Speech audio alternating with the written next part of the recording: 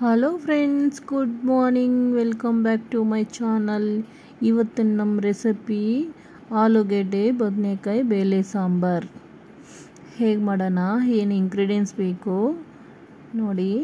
ಬೇಳೆ 1 ಕಪ್, ನೀಟಾಗಿ ವಾಶ್ ಮಾಡ್ಕೋಬೇಕು 2 ಟೈಮ್ಸ್.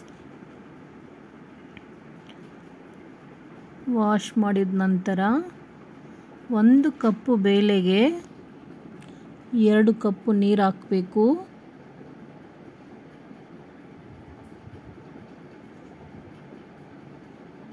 ಅರಿಶಿನ ಅರ್ಧ ಸ್ಪೂನ್ ಆಯಿಲ್. ಕುಕ್ಕರ್ ಮುಚ್ಚಿಬಿಟ್ಟು 2 ವಿಸಿಲ್ಸ್ ಕುಗ್ಸೋಣ. ಸ್ಟವ್ ಅಂಟಿಸಿ ಕುಕ್ಕರಲ್ಲಿಡೋಣ. ಹುಣಸೆಹಣ್ಣು ಸ್ವಲ್ಪ ನೀರಲ್ಲಿ ನೆನೆಸ್ಕೊಡೋಣ.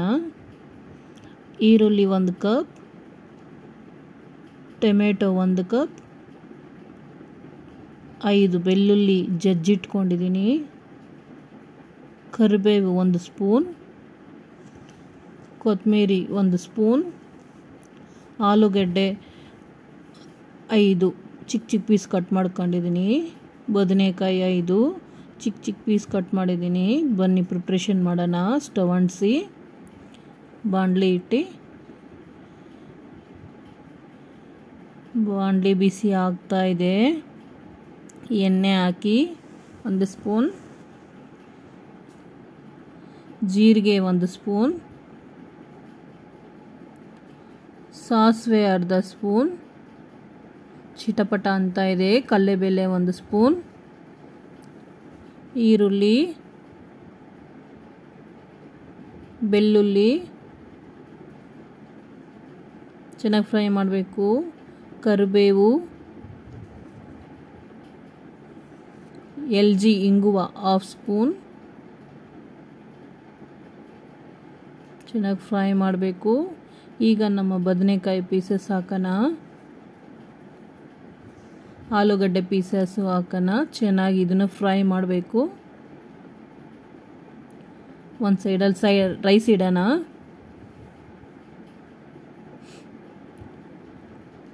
ಅರ್ಧ ಕಪ್ ಟೊಮೆಟೊ, ರುಚಿಗೆ ತಗ್ಗ ಕಲ್ಲುಪ್ಪು, ಸ್ವಲ್ಪ ಅರಿಶಿನ, ಖಾರದ ಪುಡಿ 3 ಸ್ಪೂನ್,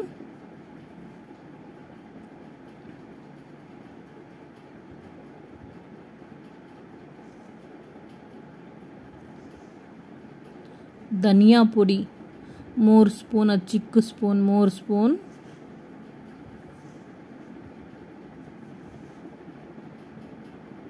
ಚೆನ್ನಾಗಿ ಫ್ರೈ ಮಾಡಬೇಕು. ಈಗ ಹುಣಸೆಹಣ್ಣು ರಸವನ್ನೇ ಹಾಕಬೇಕು. 5 ನಿಮಿಷ ಕುಕ್ ಮಾಡಬೇಕು. ಅಷ್ಟೊತ್ತಿಗೆ ಬೇಳೆ ಆಗಿದೆಯಾ ನೋಡೋಣ ಬನ್ನಿ.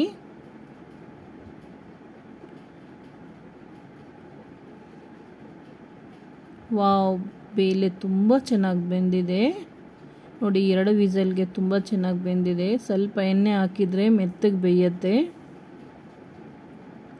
ಇದಕ್ಕೆ ಎಷ್ಟು ಬೇಕೋ ಅಷ್ಟು ನೀರು ಸೇರಿಸ್ಕೊಂಡು ನಮ್ಮ ಕರಿ ರೆಡಿ ಆಗಿದೆ ಹುಣಸೆ ಹಣ್ಣದು. ಈಗ ನಮ್ಮ ಬೇಳೆನೆ ಹಾಕೋಣ.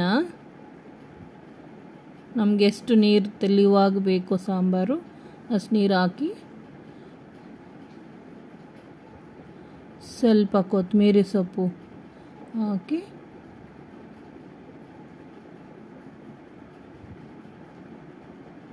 ಚೆನ್ನಾಗಿ ಇದೊಂದು 10 ನಿಮಿಷ ಬಾಯ್ಲ್ ಮಾಡಬೇಕು. ಅಷ್ಟೊತ್ತಿಗೆ ರೈಸ್ ಆಗಿದೆ ನೋಡೋಣ ಬನ್ನಿ. ಆಗಿದೆ, ಸಾಂಬಾರು ರೆಡಿಯಾಗಿದೆ. ಹಪ್ಪಳ, ಬೋಟಿ ಸರ್ವ್ ಮಾಡ್ಕೊಳ್ಳೋಣ.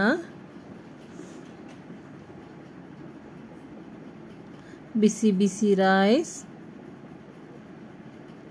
ಸ್ವಲ್ಪ ಉಪ್ಪಿನಕಾಯಿ,